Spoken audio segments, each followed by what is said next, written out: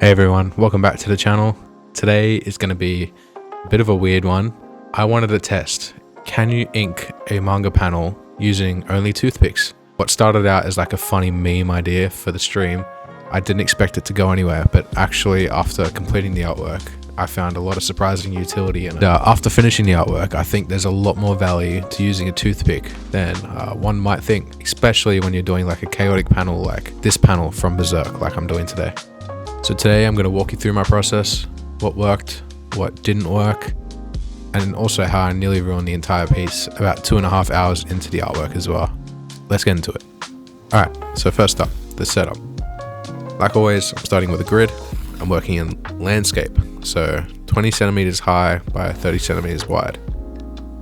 It just fits well on camera, for live streams and for these kinds of videos. Makes things easier later on for me. I lightly block everything in with a 2H pencil. Nothing detailed at this stage, just rough placements. Where the face sits, the flow of the hair, where the big dramatic cape is going to go. I think this part gets overlooked by a lot of people when they're watching these kinds of videos. Like, people just assume I jump straight into ink. But this grid stage saves me so much time later because I'm not guessing proportions while I'm halfway through inking. Once I've got all those big shapes figured out, I swap to a 2B pencil and start refining the details. Just slowly bringing it together. So when I get to the inking stage, I'm not second guessing myself the whole time. It's kind of like scaffolding in a weird way. You want to build everything light and then reinforce it as you go. And it makes the inking part less stressful. Alright, so toothpick time. Instead of a dip pen or a G pen or even a micron, I'm using this. Just a regular toothpick.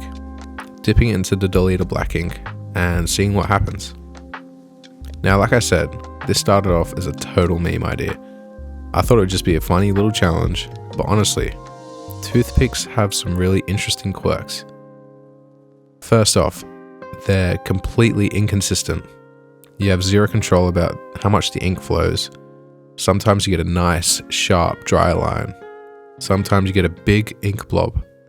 Sometimes nothing comes out at all. But here's the weird part. For a chaotic artwork like this, of Guts from Berserk, that inconsistency is kind of perfect. You want those jagged lines, those ugly textures. That chaos adds to the mood. It's not a clean, polished manga page. It's a panel full of rage and scratches and broken edges. A technical pen would not give you this kind of look. What surprised me is how much character each line has. You can't plan it, you kind of just react to what the toothpick is doing. Now the process. Super slow. You're dipping constantly. A toothpick doesn't hold ink like a nib does. So you're lucky to get 2 or 3 lines before you have to dip again. And your hand cramps. This is one of those things you don't think about until you're an hour in. You're gripping this tiny stick, trying to balance it gently, and your fingers just start giving up on you. After a while, you're wondering why you didn't just grab a micron in the first place. But here's the thing. That weird pain, that slowness, it forces you to slow down. You start to really think about how you're making these lines. Slow pulls, quick flicks, rotating the toothpick midline to get different edges. And here's something I didn't expect at all. Sometimes the ink doesn't even stay on the tip. It literally runs down the toothpick. You're in the middle of a line, and suddenly there's a random ink blob halfway across the page, where gravity just decided to take over. These tiny little mini puddles of ink just appear where you didn't intend. It's annoying, but it kind of fits the energy of the page. The randomness of this actually adds something. For Berserk, for this kind of raw chaotic vibe, these mistakes almost look intentional. At a distance, it looks messy, in the best way. Up close, yeah, it's chaos. But when you step back, it really works. Alright, so I'm getting towards the end of the piece. Most of the face is done, the hair is done, and I'm working on the cape. And that's where I nearly ruined everything. I thought I'd be clever. I thought I'd save some time by spilling the ink directly on the page, just for these big black shapes, and just pushing it around with a toothpick. Huge mistake. The ink I poured out way too much and it spread way faster than I expected. It just flooded the page. I try to control it honestly, but you can't. Not with a toothpick. For a solid like 10 seconds I was stressing. I thought I'd ruin the whole drawing. But luckily the cape on this panel is already a big swirling mess of black shapes in the original art.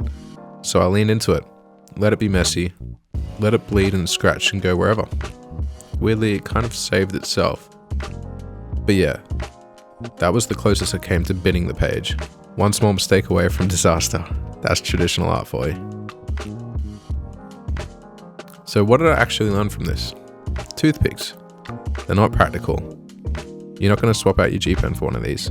But for texture, for chaos, for randomness, for utility, they've got something to offer. Limitations force you to solve problems differently.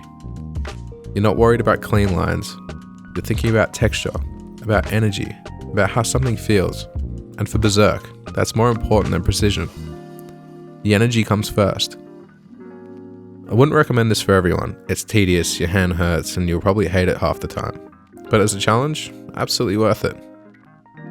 You'll learn something about your control, about your patience, and how you react when the tools fight against you. Now, I know what you're thinking. Alright Tim, where would you actually use this? Like, what kind of manga page would even benefit from something this rough? The answer is not clean slice of life panels. You're not doing a shoujo. Not your standard shonen fight series with super clean artwork and crisp backgrounds. But for chaotic, messy, emotionally raw pages, absolutely. Think of something like Berserk. Obviously mirrors ladder work, especially where the lines feel torn, the shadows are heavy, and there's an overwhelming sense of dread and weight. That's where something this rough and unpredictable really shines. Another good example, maybe something like Blame by Tsutomu Nihei. His work is filled with these dense, dark, mechanical landscapes, but the texture is key. It's not always clean or perfect. That broken, organic mess feels intentional, like the world itself is falling apart. You could even argue Tokyo Ghoul in some places. Soy Ishida uses a lot of scratchy, heavy ink and emotional climaxes. Those sort of chaotic pages where everything's collapsing, characters are breaking down. This style would absolutely work there too. And honestly, even Junji Ito's horror stuff, the texture, the weird inconsistencies they add to that unsettling, uncomfortable feeling, his work is known for. So yeah, this technique, I wouldn't use it on a clean, architectural panel or a cute character moment. But for horror, despair, chaos, everything meant to feel unhinged, it works. Toothpicks might actually help sell that vibe better than a technical pen would.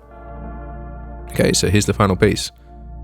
Up close, you'll see the imperfections. The small, the weird ink splats, the awkward scratches. Some of the proportions are a bit wrong as well. But honestly, that's what makes it interesting. That's what gives it life. If you enjoyed this breakdown, let me know. If you got any weird tools you want me to try next, forks, feathers, I don't know, drop it in the comments. Like the video if you did, subscribe if you're into this kind of stuff. Thanks so much for watching, and I'll see you in the next one.